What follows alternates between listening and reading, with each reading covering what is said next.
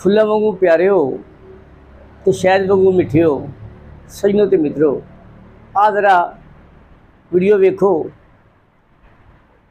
ताकि थानू समझ आवे तो फिर बाद में गल करांगे।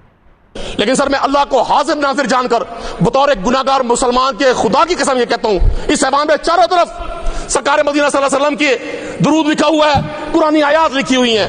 मैंने अपनी पूरी जिंदगी में जितना तंग, जितना परेशान, जितना बदहाल, जितना खौफजदा, जितना नाउमीद लोगों को इस 3 साल में देखा, मैंने कभी नहीं देखा।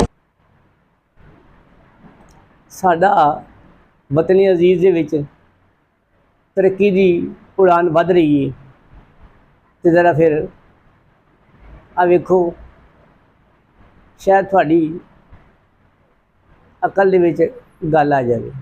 नौकरी नहीं, आहा, बिजली नहीं, आहा, गैस नहीं, आहा, पेट्रोल नहीं, आहा, सहूलियात नहीं, आहा, अमन नहीं, आहा, पढ़ाई नहीं, आहा, इंटरनेट नहीं, आहा, मुस्तकबिल नहीं, आहा, खुराक नहीं, आहा, पानी नहीं, आहा, और सेहत नहीं, आहा, और सबसे बड़ी बात यह है कि यहाँ इंसाफ नहीं। बात तो सही है। इन सब चीजों के बगैर दुनिया में कोई भी मुल्क चल ही नहीं सकता। और अल्हम्दुलिल्लाह हमारा मुल्क पाकिस्तान फिर भी तरक्की पर तरक्की करता जा रहा। सहरा वालों ने जी गल की कि थोड़े नाल ये सांझी ना की जाए तो मेरे ख्याल है ये सारी गल नामुकम्मल होएगी, मज़ा नहीं आएगा। तो आ भी तरह तुसी वेखो, समझो तो सोचो। आप लोगों की शक्लें नहीं देखना चाहते, ये हाथ जुड़े हुए 25 करोड़ आवाम की तरफ से मैं हाथ जोड़ती हूं कि अपने चेहरे हमें मत दिखाया करें। फिर आके हमें बताते हैं कि मुल्क में तरक्की हो रही है। पड़ोसी मुल्क हमसे जल रहे हैं, दुनिया हमसे जल रही है। जिस मुल्क में पीने का पानी नहीं है, यहाँ पर बिजली नहीं है, गैस नहीं है, दवाइयां 100% महंगी हो गई हैं, रोड नहीं है, आपकी सिक्योरिटी नहीं है कि आप बाहर निकले तो मुझे कोई गोली से ना उड़ा देगा मेरा मोबाइल छीनने में। आप किसको बेवकूफ बना रहे हैं कि इस मुल्क में तरक्की हो रही है? आप लोगों की तारीफों पे मेरा पेट कैसे भर सकता है? 4 तारीफें तो नजर आ रही हैं कि किसी ने कर दी तारीफ। ये जो करोड़ों लोग बद्दुआएं दे रहे हैं, आपको ये सुनाई नहीं दे रही? कदी ट्रैफिक वालों के नाल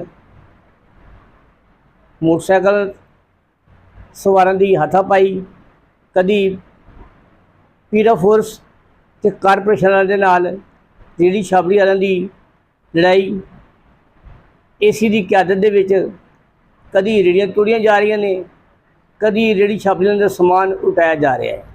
हर बंदा परेशान है तो मुल्क साडा तरक्की कर रहा है। सब तो वड्डी गल तो यह है कि इस्लामाबाद दे विच खाम खा बिला जवाज़ सिक्योरिटी रिस्क ते खूबसूरती के नाँ ते लोगों के हसते वसते घरों नूं ढाया जा रहा है तो लोगों को बेघर किया जा रहा है तो लोग परेशान ने। इलामा इकबाल कॉलोनी दे विच कई औरतों नूं, बच्चियां नूं ते बाबियां नूं ये सुन के गशी के दौरे भी पै गए ने, बेहोश भी हो गए ने। तो साढ़े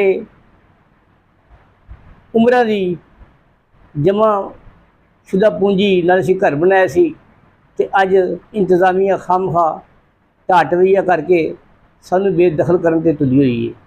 वाह बई वाह, ये साडा मुल्क तरक्की कर रहा है तजर्बाकार टीम की क्यादत दे विच।